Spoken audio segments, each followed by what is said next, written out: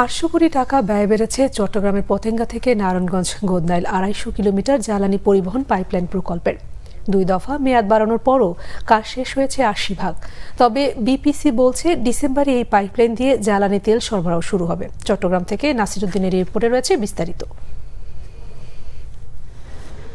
দেশের জ্বালানি তেলের কেন্দ্রীয় সংরক্ষণাগার চট্টগ্রামের পতেঙ্গায় আমদানি করা এবং ইআরএল এ পরিশোধিত 60 লাখ টন জ্বালানি তেল এখান থেকে নদী, সড়ক ও রেলপথে দেশব্যাপী পরিবহন করা হয়। এর মধ্যে সাশ্রয়ের কারণে 80% জ্বালানি পরিবহন হয় নৌপথে। তবে এই 3 প্রক্রিয়ায় জ্বালানি পরিবহন বেশ সময় ও ব্যয় সাপেক্ষ। আছে জ্বালানি চুরির অভিযোগও। এছাড়া মাঝে মধ্যে বিরূপ আবহাওয়া বা শ্রমিক ধর্মঘটের মতো পরিস্থিতিতে অনিশ্চিত হয়ে পড়ে জ্বালানি পরিবহন। এই সংকট নিরসনে 2018 সালে 2861 কোটি টাকায় পতেঙ্গা হতে নারায়ণগঞ্জের গোদনাইল পর্যন্ত 250 কিলোমিটার পাইপলাইন বসানোর প্রকল্প নেয় সরকার। প্রকল্পটি 2022 সালে শেষ হওয়ার কথা থাকলেও 2 দফা সময় বাড়িয়ে শেষ হচ্ছে চলতি বছরের ডিসেম্বরে। এর মধ্যে প্রকল্পের খরচ বেড়ে দাঁড়িয়েছে 3600 কোটি টাকা।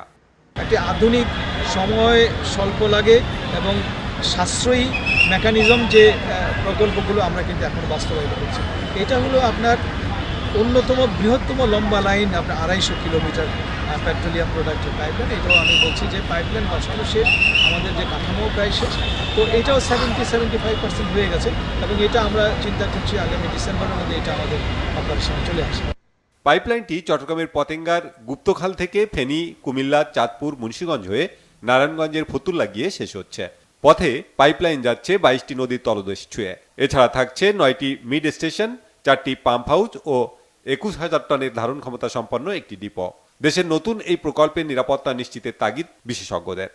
সব লাইন দিয়ে আমার তেলটা যাচ্ছে, এই লাইনটা আমার কন্টিনিউয়াসলি সার্ভিলেন্স করতে হবে যে এখানে কোনো প্রকার চুরি হচ্ছে কিনা বা কোনো বাধাগ্রস্ত হচ্ছে কিনা। যেসব লাইন দিয়ে পাইপলাইনটা আসতেছে সেসবের উপর দিয়ে কোনো বাড়ি যানবাহন চলাচল করতে পারবে না। আমাদের একটা খেয়াল রাখতে হবে।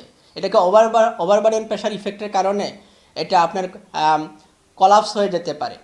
আবার যে নিকটবর্তী এরিয়াতে যদি কোনো স্থাপনা করা হয় তাহলে ফরমেশন ড্যামেজ যেটাকে আমরা বলি বা এক্সকামেশন ড্যামেজ, সেটা আমাদেরকে সজাগ দৃষ্টি রাখতে হবে।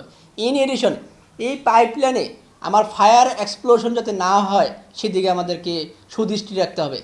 পাইপলাইন স্থাপনের পর বছরে 27 থেকে 30 লাখ টন জ্বালানি তেল পরিবহন করা সম্ভব হবে বলছে বিপিসি, যা পর্যায়ক্রমে 50 লাখ টন পর্যন্ত বাড়ানো যাবে।